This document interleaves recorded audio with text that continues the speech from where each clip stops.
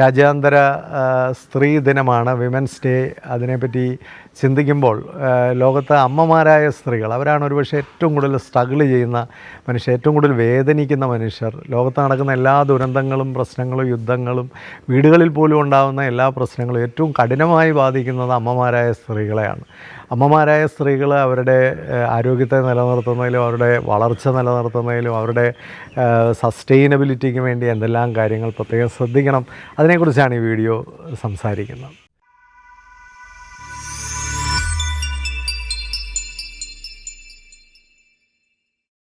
ലോകത്തെവിടെ എന്ത് ദുരന്തം ഉണ്ടായാലും, എന്ത് പ്രശ്നം ഉണ്ടായാലും, വിലക്കയറ്റം ഉണ്ടായാലും, യുദ്ധം ഉണ്ടായാലും, പിന്നെ ഏതെങ്കിലും തരത്തിലുള്ള ഭീകരമായ അന്തരീക്ഷങ്ങളൊക്കെ ലോകത്തുണ്ടാകുമ്പോൾ ഏറ്റവും കൂടുതൽ ബാധിക്കുന്നത് സ്ത്രീകളെയാണ്, പ്രത്യേകിച്ച് അമ്മമാരായ സ്ത്രീകളെ.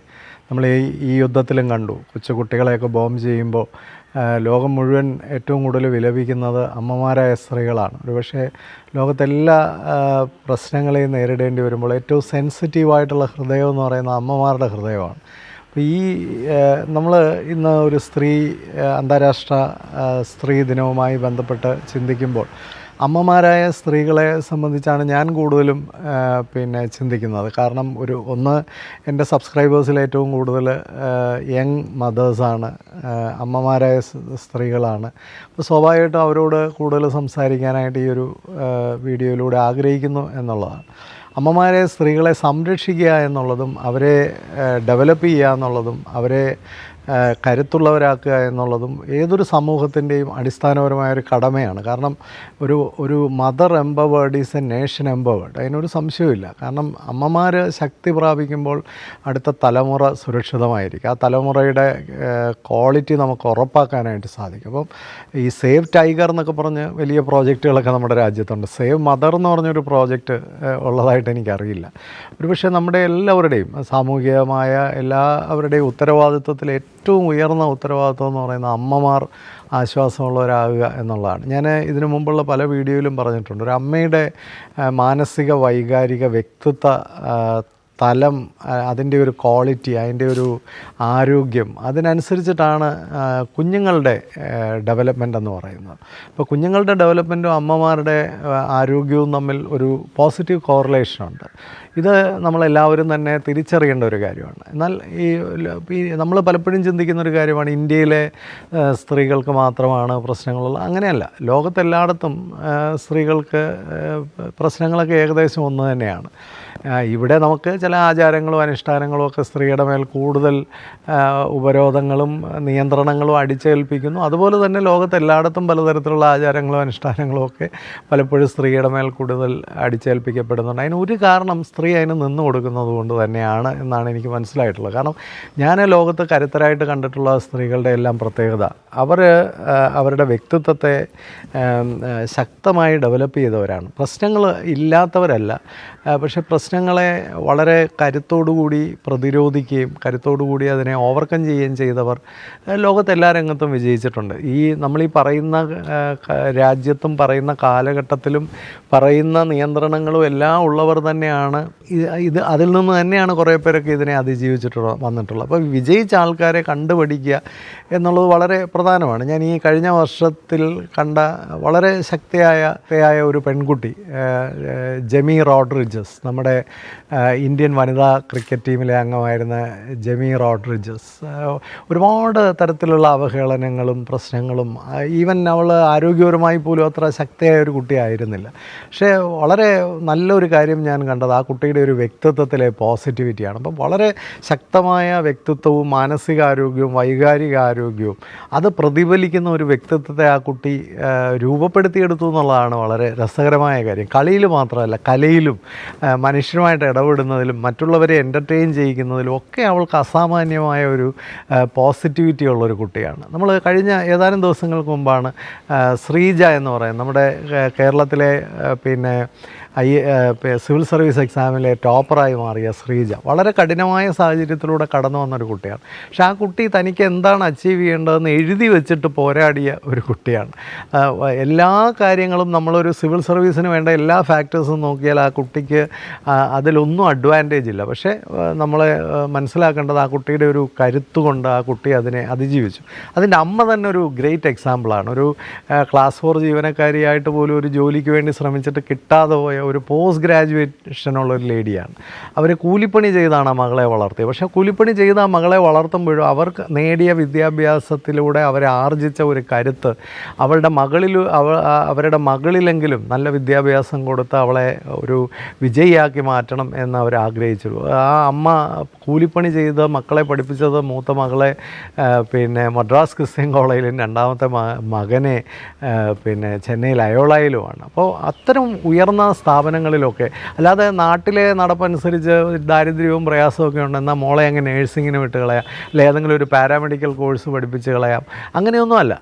അവർ ആ കുട്ടിയുടെ കരുത്ത് തിരിച്ചറിഞ്ഞ് ആ കുട്ടിക്ക് എവിടെയാണ് വിജയിക്കാൻ കഴിയുന്നത്, അതിലുപരിയായി ഒരു നല്ല ഇൻസ്റ്റിറ്റ്യൂഷനിലൊക്കെ പഠിക്കുമ്പോൾ അതിലൂടെ കുട്ടികൾ ആർജിക്കുന്ന വാല്യൂസും പേഴ്സണാലിറ്റിയും ഇതൊക്കെ തിരിച്ചറിഞ്ഞ ആ കുട്ടികൾ. അപ്പോൾ ഒരു കരുത്തുള്ളൊരമ്മ, ആ അമ്മയിൽ നിന്ന് കരുത്താർജിച്ചുകൊണ്ട് കരുത്തുള്ളൊരു മകൾ, ഇതൊക്കെ നമ്മൾ ലോകത്ത് പഠിക്കുമ്പോൾ നമ്മൾ മനസ്സിലാക്കേണ്ടത് നമ്മൾ വിചാരിക്കുന്ന പല ഫാക്ടേഴ്സും അല്ല ഒരു സ്ത്രീയെ കരുത്തുള്ളവളാക്കുന്നത്. പ്രധാനമായും ഞാൻ സ്ത്രീകളിൽ കാണുന്ന ഒരു കാര്യം, നമ്മളെല്ലാവരെയും സന്തോഷിപ്പിക്കാനായിട്ട് ശ്രമിക്കുന്നതാണ്. പലപ്പോഴും അത് വളരെ ദോഷകരമായൊരു കാര്യമാണ്. നമുക്ക് ഒരിക്കലും എല്ലാവരെയും ഹാപ്പിയാക്കാനായിട്ട് പറ്റില്ല. ഞാൻ ഇതിനു മുമ്പുള്ള പല വീഡിയോയിലും പറഞ്ഞിട്ടുണ്ട്, എല്ലാവരെയും ഹാപ്പിയാക്കാൻ ശ്രമിക്കുന്ന ആൾക്കാർ ജീവിതത്തിൽ ഒരിക്കലും ഹാപ്പി ആകില്ല എന്ന് മാത്രമല്ല, നമ്മൾ ആരെയൊക്കെ ഹാപ്പിയാക്കുന്നോ അവരൊന്നും നമ്മൾ കൊടുക്കുന്ന കോൺട്രിബ്യൂഷൻ്റെ വില തിരിച്ചറിയത്തുമില്ല. അതുകൊണ്ട് എല്ലാവരെയും ഹാപ്പിയാക്കാനായിട്ട് നടക്കുന്നതിനേക്കാൾ ഏറ്റവും പ്രധാനം നമ്മൾ സ്വയം ഹാപ്പിയാണോ എന്ന് തിരിച്ചറിയുന്നതാണ്. നമ്മൾ ഹാപ്പി അല്ലെങ്കിൽ നമുക്ക് ആരെയും ആത്യന്തികമായി ഹാപ്പിയാക്കാൻ, ആ ഹാപ്പിനെസ് നിലനിർത്താനും സാധിക്കത്തില്ല. അപ്പോൾ അവനവൻ സ്വന്തമായിട്ട് ഹാപ്പിയാണോ? എല്ലാവരെയും ഹാപ്പിയാക്കാൻ നടക്കുന്നതിന് മുമ്പ് അവനവൻ്റെ ശരീരവും അവനവൻ്റെ മനസ്സും അവനവൻ്റെ വൈകാരികതയും ഒക്കെ ഒന്ന് സമാധാനമായിട്ട് കൊണ്ടുപോകാൻ നമുക്ക് സാധിക്കുന്നുണ്ടോ? നമ്മൾ സസ്റ്റെയിൻ ചെയ്യപ്പെടുന്നുണ്ടോ? നമ്മൾ സസ്റ്റെയിൻ ചെയ്യാതെ എങ്ങനെയാണ് നമുക്ക് ചുറ്റുമുള്ളതിനെ നമുക്ക് സസ്റ്റെയിൻ ചെയ്യാനായിട്ട് സാധിക്കുന്നത്? നമ്മുടെ ആരോഗ്യത്തെക്കുറിച്ചൊക്കെ നമ്മൾ വളരെയധികം ചിന്തിക്കേണ്ടതായിട്ടുണ്ട്. പിന്നെ നമ്മൾ വളരെ പ്രധാനമായ സ്ത്രീകൾ ആർജിക്കേണ്ട ഒരു ക്വാളിറ്റിയാണ് അസർട്ടീവ്നെസ് എന്ന് പറയുന്നത്. അസർട്ടീവ്നെസ് എന്ന് പറയുന്നത് നിങ്ങൾക്ക് ഒരു നോ പറയേണ്ടടുത്ത് അത് എക്സ്പ്രസ് ചെയ്യാൻ ഉള്ളൊരു കഴിവ്, അതുപോലെ തന്നെ നിങ്ങളുടെ ഇഷ്ടങ്ങളും അനിഷ്ടങ്ങളും പ്രകടിപ്പിക്കാനുള്ളൊരു കഴിവ്, അത് വളരെ മാന്യമായും വളരെ ഡീസൻ്റായും അത് ചെയ്യാനുള്ളൊരു കഴിവാണ് അസർട്ടീവ്നെസ് എന്ന് പറയുന്നത്. അതൊരു അഗ്രസീവ്നെസ്സും അല്ല, പാസീവ്നെസ്സും അല്ല. അഗ്രസീവ്നെസ് എന്ന് പറയുന്നത് ഏതിലും ചാടി കടിക്കുകയും ഭയങ്കരമായിട്ട് ബഹളം ഉണ്ടാക്കുകയും അലറുകയും ഒക്കെ ചെയ്യുന്ന അവസ്ഥയാണ് അഗ്രസീവ്നെസ് എന്ന് പറയുന്നത്. അത് നമ്മൾ ഒരിക്കലും ഡീസൻ്റായിട്ടുള്ളൊരു പ്രവണതയല്ല. പാസീവ്നെസ് എന്ന് പറഞ്ഞാൽ എല്ലാം അങ്ങ് സഹിക്കുന്നതാണ്. എന്നാൽ ഇതിൻ്റെ രണ്ടിൻ്റെ ഇടയ്ക്കാണ് അസർട്ടീവ്നെസ് എന്ന് പറയുന്നത്. നമുക്ക് ഡിസ്പ്ലഷറുള്ളൊരു കാര്യത്തിന് നമ്മൾ നോ പറയണം. നമുക്കിഷ്ടമില്ലാത്തൊരു കാര്യത്തോട് നമുക്ക് നോ പറയണം. നമുക്കിഷ്ടമുള്ളൊരു കാര്യത്തോട് എസ് പറയാനുള്ള, അല്ലെങ്കിൽ അത് വേണം എന്ന് നമ്മൾ നിർബന്ധം പിടിക്കണം. നമുക്കൊരു കാര്യം വേണം, ഞാൻ പാവപ്പെട്ടവനായതുകൊണ്ട് എനിക്കിത് പാടില്ല, അല്ലെ ഞാൻ ഇന്ന മതത്തിലായതുകൊണ്ട് അത് ചെയ്യാൻ പാടില്ല, അല്ലെങ്കിൽ ഇന്ന സ്ഥലത്ത് ഇങ്ങനെയൊക്കെ അല്ല. നമുക്ക് നമ്മുടേതായ അഭിപ്രായങ്ങൾ പറയാനും നമുക്ക് നമ്മുടേതായ ഇഷ്ടങ്ങളെ നേടിയെടുക്കാനും നമുക്ക് ആവശ്യത്തിന് നമ്മുടെ സ്വാതന്ത്ര്യത്തെ ആഘോഷിക്കാനും ഒക്കെയുള്ള ഒരു അവകാശം എല്ലാ വ്യക്തികൾക്കും ഉണ്ട്. അവിടെയാണ് അസർട്ടീവ്നെസ് എന്ന് പറയുന്നത് വളരെ ഇമ്പോർട്ടൻ്റ് ആകുന്നത്. ഇപ്പോൾ പല വീടുകളിലും നമ്മൾ കാണുന്ന ഒരു കാര്യം എന്ന് പറയുന്നത് പുരുഷൻ എല്ലാം കൺട്രോൾ ചെയ്യുന്നു, സ്ത്രീ ഇതെല്ലാം ഇരുന്ന് അനുഭവിക്കുന്നു. ഒരാവശ്യമില്ല. ഈ അനുഭവിക്കുന്ന ആൾക്കാർ കുറച്ച് കാലം കഴിയുമ്പോൾ എല്ലാം കൂടെ പൊട്ടിത്തെറിക്കുന്നു. അത് അഗ്രസീവ്നെസ് ആയിട്ട് മാറുന്നു. ഇപ്പോൾ പാസീവ് പീപ്പിളാണ് അവസാനം അഗ്രസീവ് ആൾക്കാരായിട്ട് മാറുന്നത്. നേരെ മറിച്ച് നമ്മൾ തുടക്കം മുതലേ നമ്മളുടെ നിലപാടുകൾ, നമ്മുടെ വാല്യൂസ്, നമ്മളുടെ ഇഷ്ടങ്ങൾ, നമ്മുടെ കൾച്ചറൊക്കെ എന്താണെന്ന് കൃത്യമായി കമ്മ്യൂണിക്കേറ്റ് ചെയ്യുന്ന ആൾക്കാരാണെങ്കിൽ അവർക്ക് ചുറ്റുമുള്ളവരും അതൊക്കെ മനസ്സിലാക്കി അവരോട് പെരുമാറും. തുടക്കം മുതലേ നമ്മൾ നമ്മുടെ നിലപാടുകളെ ക്ലിയറാക്കി മുമ്പോട്ട് കൊണ്ടുപോകും. ഇതൊരു അഹങ്കാരമോ ഒന്നുമല്ല. പിന്നെ പൊതുവേ അസർട്ടീവായിട്ടുള്ള സ്ത്രീകളെ അഹങ്കാരികളായിട്ട് മുദ്ര കുത്താനൊക്കെയുള്ള ഒരു ശ്രമം എല്ലാവരുടെയും ഭാഗത്തു നിന്നുണ്ടാകും. അതൊക്കെ നമ്മുടെ നാടിൻ്റെ ഒരു പുരുഷന്മാർ അതിനനുസരിച്ച് വളരുന്നില്ല എന്നുള്ളതും കൂടെ നമ്മൾ മനസ്സിലാക്കേണ്ട ഒരു കാര്യമാണ്. ഇപ്പോൾ സ്ത്രീകൾക്ക് വളരുകയും ഉയരുകയും ചെയ്യണമെങ്കിൽ പുരുഷന്മാരോട് അതിനനുസരിച്ച് സാംസ്കാരികമായി വളരേണ്ടതായിട്ടുണ്ട്. എന്നാലേ ആ സ്ത്രീയുടെ വളർച്ചയെ അംഗീകരിക്കാനും സ്ത്രീകളുടെ വളർച്ചയെ പരിപോഷിപ്പിക്കാനും പ്രോത്സാഹിപ്പിക്കാനും ഒക്കെ ഒരു സമൂഹത്തിന് കഴിയുള്ളൂ. അത് ഉണ്ടാവാത്തിടത്തോളം കാലം സ്ത്രീ അസർട്ടീവ് ആകുമ്പോൾ, സ്ത്രീ കുറേ കൂടി അവളുടെ ഗ്രൗണ്ട് കണ്ടെത്തുമ്പോൾ, അവരുടെ ജീവിതത്തിൻ്റെ വളർച്ച തിരിച്ചറിയുമ്പോൾ, അവരുടെ പ്രയോറിറ്റീസ് തിരിച്ചറിയുമ്പോൾ, അവരെ അഹങ്കാരികളായിട്ടും സെൽഫിഷായിട്ടുമൊക്കെ മുദ്ര കുത്താനുള്ള സാധ്യതകൾ ഒരുപാടുണ്ട്. പക്ഷെ അതൊന്നും കണ്ടിട്ട് നമ്മൾ നിരുത്സാഹപ്പെടേണ്ട കാര്യമില്ല. പിന്നെ വേറൊരു കാര്യം, ഈ പുരുഷനോടല്ല സ്ത്രീ മത്സരിക്കേണ്ടത്. കാരണം പുരുഷനായാലും സ്ത്രീ ആയാലും ജീവിതം എൻജോയ് ചെയ്യുന്ന മനുഷ്യർ പുരുഷൻ്റെ ഇടയിലും കുറവാണ്, സ്ത്രീയുടെ ഇടയിലും കുറവാണ്. ജീവിതത്തിൽ സന്തോഷം കണ്ടെത്തുകയും വളർച്ചയും ഉയർച്ചയും ഒക്കെ നേടിയൊരു സ്ത്രീകളുടെ ഇടയിലും പുരുഷന്മാരുടെ ഇടയിലും കുറവാണ്. പുരുഷന്മാരെല്ലാം അങ്ങ് ഭയങ്കരമായിട്ട് ജീവിക്കുകയാണെന്നും അതുകൊണ്ട് സ്ത്രീകളെല്ലാം അങ്ങ് മോശമായ അവസ്ഥയിലാണെന്നുള്ള ധാരണ തന്നെ തെറ്റാണ്. കാരണം നമ്മൾ നോക്കിക്കഴിഞ്ഞാൽ പുരുഷൻ പലപ്പോഴും അവൻ്റെ കുറവുകളോ തെറ്റുകളോ വീഴ്ചകളോ അംഗീകരിക്കുന്നില്ല. സ്ത്രീ അത് കുറേ കൂടെ പുറത്തു പറയാൻ തയ്യാറാവുന്നു എന്നുള്ളതേ ഉള്ളൂ. പുരുഷനതൊരു ഈഗോ കൊണ്ട്, ഒരു ഈഗോ ഡിഫൻസ് കൊണ്ട് കവർ ചെയ്ത് വെച്ചിരിക്കുന്നതുകൊണ്ട് ഇത് അറിയുന്നില്ലെന്നേ ഉള്ളൂ. നമ്മൾ നോക്കിയാൽ ഇന്ന് ഇപ്പോൾ പുരുഷനേക്കാളും എല്ലാ രംഗത്തും സ്ത്രീകൾ വിജയിക്കുന്നതായിട്ട് നമുക്ക് കാണാനും സാധിക്കുന്നുണ്ട്. അതുകൊണ്ട് പുരുഷന് പഠിക്കുക എന്നുള്ളത് സ്ത്രീയുടെ ഒരു പ്രയോറിറ്റി ആയിട്ട് മാറേണ്ടതായിട്ടൊരു കാര്യമില്ല. അതുപോലെ നമ്മൾ ചൂഷണം ചെയ്യപ്പെടാൻ ഇപ്പോൾ പലപ്പോഴും സ്ത്രീകളെ ചൂഷണം ചെയ്യപ്പെടുന്നത് ഭയപ്പെടുത്തിയും വൈകാരികമായിട്ടാണ്. കാരണം വികാരങ്ങളൊക്കെ വളരെ പ്ലെയിനായിട്ട് പ്രകടിപ്പിക്കുന്ന ആൾക്കാരാണ് സ്ത്രീകൾ എന്നുള്ളത് കൊണ്ട് പലപ്പോഴും വൈകാരികമായി ചൂഷണം ചെയ്യുകയും സെക്ഷുവലായിട്ട് അബ്യൂസ് ചെയ്യപ്പെടുകയും ഫോഴ്സ്ഫുള്ളായിട്ട് പല കാര്യങ്ങളിലും സ്ത്രീകളെ കൊണ്ട് എത്തിക്കുകയും പലപ്പോഴും അതിൻ്റെ എല്ലാം നഷ്ടങ്ങൾ സ്ത്രീ അനുഭവിക്കുകയും ചെയ്യേണ്ടി വരാറുണ്ട്. ഇത് നമ്മൾ കൃത്യമായിട്ട് മനസ്സിലാക്കണം. വൈകാരിക ബുദ്ധിശക്തി ഉയർന്നു നിന്നെങ്കിൽ മാത്രമേ സ്ത്രീക്ക് മുന്നേറാനായിട്ട് സാധിക്കുകയുള്ളൂ. എവിടെയാണ് നമ്മൾ വൈകാരികമായി കീഴ്പ്പെടേണ്ടത്, എവിടെയാണ് കീഴ്പ്പെടേണ്ടാത്തത്, പിന്നെ എവിടെയാണ് സ്നേഹം കൊടുക്കേണ്ടത്, എവിടെയാണ് സ്നേഹം എക്സ്പ്ലോയിറ്റ് ചെയ്യപ്പെടുന്നതെന്നൊക്കെ തിരിച്ചറിയാൻ സ്ത്രീക്ക് കഴിഞ്ഞില്ലെങ്കിൽ സ്ത്രീ കണ്ടിന്യൂസ് ആയിട്ട് അവൾ നഷ്ടം അനുഭവിച്ചുകൊണ്ടേയിരിക്കും. കുറച്ച് ദിവസങ്ങൾക്ക് മുമ്പാണ് എന്നെ ഒരു വളരെ പ്രൊഫഷണലായിട്ടുള്ളൊരു ലേഡിയാണ്. അവർ വിവാഹം കഴിച്ചിരിക്കുന്ന ഒരു മനുഷ്യനും സർക്കാർ ഉദ്യോഗസ്ഥനൊക്കെയാണ്. പക്ഷേ ആ മനുഷ്യൻ ഈ സ്ത്രീയെ വിവാഹം കഴിച്ചത് തന്നെ ഫിനാൻഷ്യലി എക്സ്പ്ലോയിറ്റ് ചെയ്യാൻ വേണ്ടിയാണ്. വിവാഹം കഴിച്ച കാലം മുതൽ പുള്ളിയുടെ കടങ്ങൾ വീട്ടുക, അവരുടെ വീട്ടുകാരുടെ കടങ്ങൾ വീട്ടുക, ഇത് തന്നെയാണ് ആ സ്ത്രീയുടെ ജോലി. അതെല്ലാം ചെയ്യുമ്പോഴും ഫിസിക്കലായിട്ട് അവർക്കൊരു സഹായമില്ല, ഒരു മാന്യതയോ അന്തസ്സോ ഡിഗ്നിറ്റിയോ ഒന്നും അവർക്ക് കൊടുക്കുന്നില്ല. ഇമോഷണലി അവർ ഒരുപാട് ബ്ലാക്ക് മെയിൽ ചെയ്യുന്നു. ഇതെല്ലാം ചെയ്യുമ്പോഴും ആ സ്ത്രീ ഈ പുരുഷന് വേണ്ടി പിന്നെ വല്ലാതങ്ങ് പിന്നെ അടിമപ്പെട്ട് ജീവിക്കുകയാണ്. അതിൽ നിന്ന് അത് തിരിച്ചറിയാൻ പോലും ആ സ്ത്രീക്ക് കഴിയുന്നില്ല. അവരൊരു പ്രൊഫഷണലി എഡ്യൂക്കേറ്റഡ് ലേഡിയാണ്, വളരെ ഉയർന്ന ഒരു ഉദ്യോഗം ഭരിക്കുന്ന ഒരു ലേഡിയാണ്. എന്നിട്ട് പോലും അവർക്ക് ആ ചൂഷണം തിരിച്ചറിയാൻ കഴിയുന്നില്ല. ഇത് പല സ്ത്രീകളുടെയും കുഴപ്പമാണ്. നമ്മൾ ആ ചൂഷണങ്ങളെ തിരിച്ചറിയണം. വേറൊന്ന് ഭയപ്പെടുത്തുക എന്നുള്ളതാണ്. ആ ഭയപ്പെടുത്തൽ ഒരിക്കലും നമ്മൾ അംഗീകരിച്ചു കൊടുക്കരുത്. നമ്മൾ പേടിക്കാനിരുന്ന് കഴിഞ്ഞാൽ ജീവിതകാലം മുഴുവൻ പേടിച്ചുകൊണ്ടേയിരിക്കും. ഒരിക്കൽ നിങ്ങൾ ധൈര്യമായിട്ട് തിരിച്ചടിക്കാൻ അല്ലെ തിരിച്ച് പ്രതിരോധിക്കാൻ ശ്രമിച്ചു കഴിഞ്ഞാൽ നിങ്ങൾക്ക് മുന്നേറ്റം ഉണ്ടാവും, ഒരു സംശയമില്ല. ഭയപ്പെടുത്താൻ ശ്രമിക്കുന്നവരുടെ പിന്നെ മുമ്പിൽ നമ്മൾ ഭയമുള്ള ആളാണെന്ന് കണ്ടു കഴിഞ്ഞാൽ അവർ നമ്മളെ നിരന്തരമായി ഭയപ്പെടുത്തിക്കൊണ്ടേയിരിക്കും. അതിൽ നിന്ന് രക്ഷപ്പെടാനായിട്ട് നമ്മൾ ശ്രമിക്കണം.